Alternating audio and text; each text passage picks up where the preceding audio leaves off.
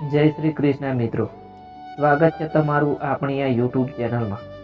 મિત્રો, તમે જોઈ રહ્યા છો મોટિવેશનલ અને સ્પિરિચ્યુઅલ જ્ઞાનવર્ધક વિડીયોઝ.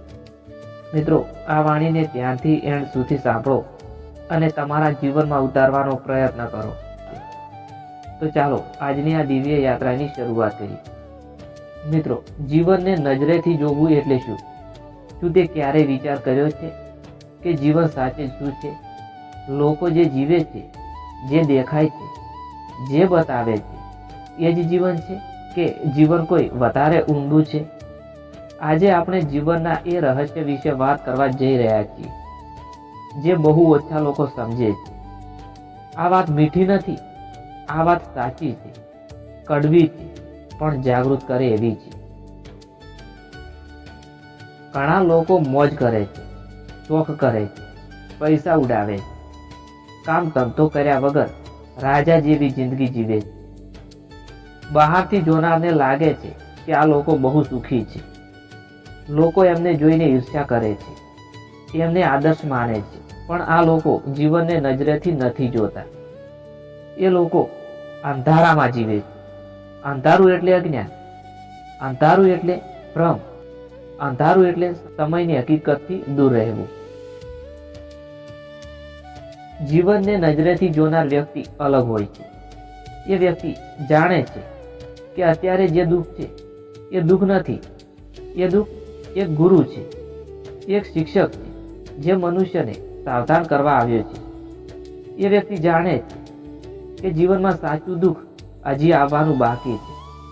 સમય બદલાશે, લોકો દૂર જશે, પ્રેમ તૂટશે, સંબંધો છૂટા પડશે, શરીર કમજોર થશે, સપનાઓ તૂટશે અને એક સમય આપણે એકલા રહી જઈશું.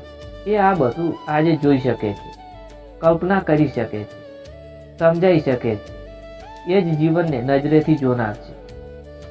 શ્રી કૃષ્ણ કહે છે કે મનુષ્યનો સૌથી મોટો ભ્રમ એ છે કે જે આજે છે એ હંમેશા રહેશે.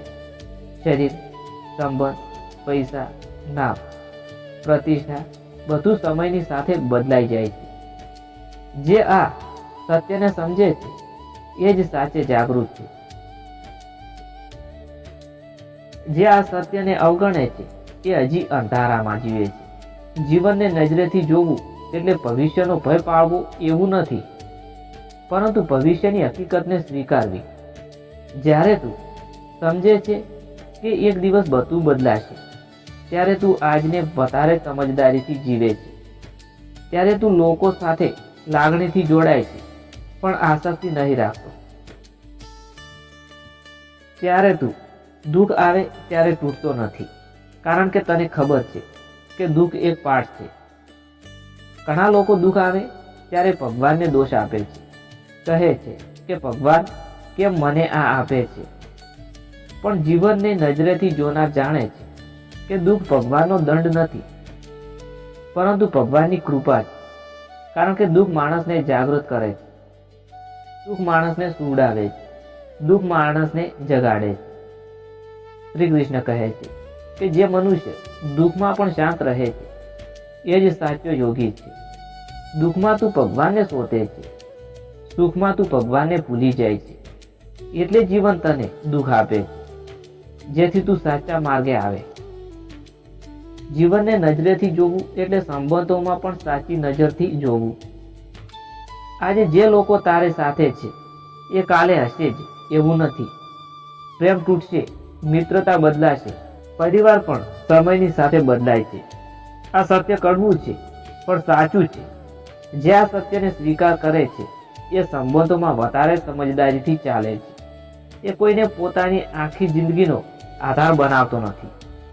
એ જાણે છે કે અંતમાં આત્મા એકલો જ જાય છે.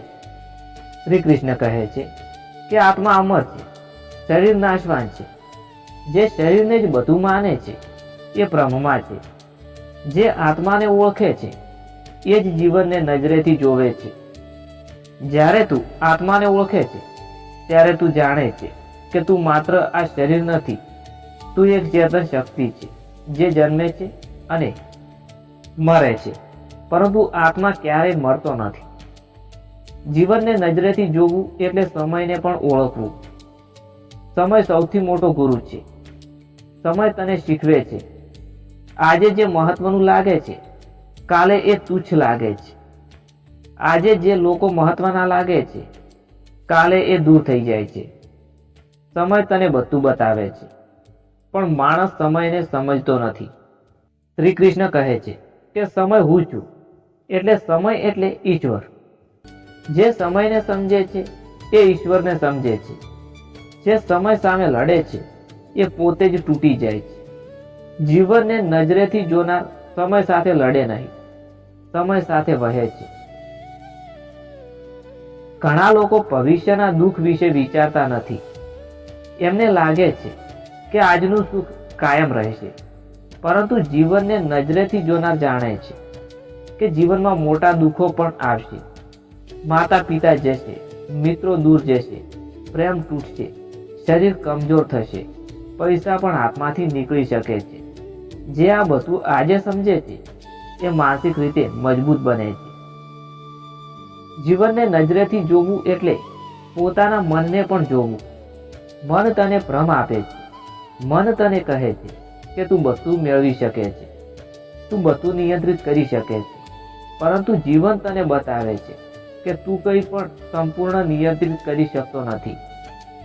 જે મનને જોવે છે એ મનનો ગુલામ નથી બનતો.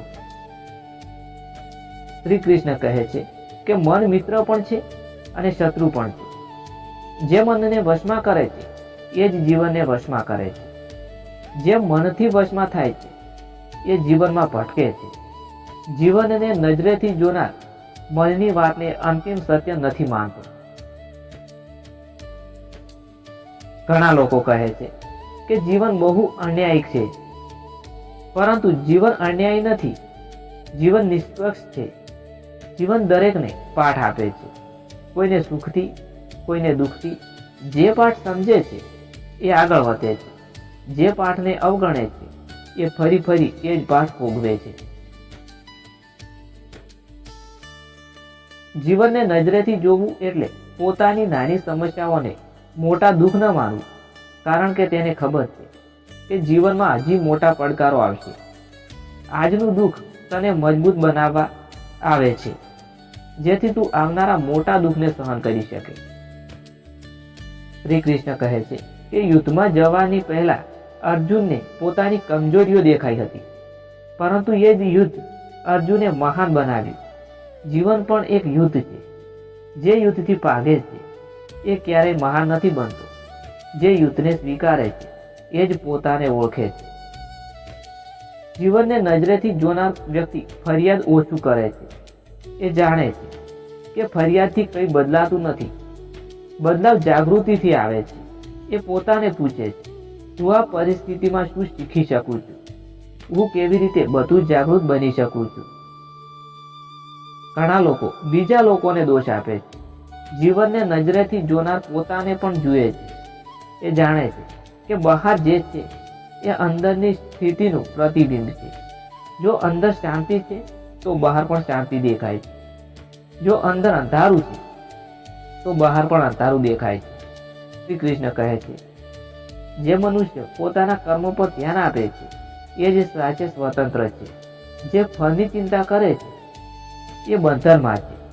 જીવનને નજરેથી જોનાર કર્મ કરે છે, પરિણામ ઈશ્વર પર છોડી દે છે.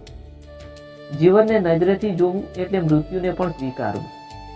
મૃત્યુ જીવનનો અંત નથી, પરંતુ જીવનનો ભાગ છે. જે મૃત્યુથી ડરે છે એ જીવનને સંપૂર્ણ રીતે જીવી શકતો નથી. જે મૃત્યુને સ્વીકારે છે એ દરેક ક્ષણને સંપૂર્ણ રીતે જીવી શકે છે. ધન્યવાદ મિત્રો. આ વાણીને આપણે અહીં વિરામ આપીએ છીએ. તમને જો આ વાણી પસંદ આવી હોય તો અમારો આગ્રહ છે કે વિડીયોને લાઇક કરો, શેર કરો અને ચેનલને સબસ્ક્રાઇબ કરવાનું ભૂલતા નહીં. તમને જો આ વાણી પસંદ આવે તો અમે તમારા માટે આવા જ્ઞાનવર્ધક વિડીયો જ લાવતા રહીએ છીએ. તો ધન્યવાદ. જય શ્રી કૃષ્ણ, જય શ્રી મહાકાળીમાં, જય શ્રી સતીમાં, જય શ્રી કુકાજી મહારાજ.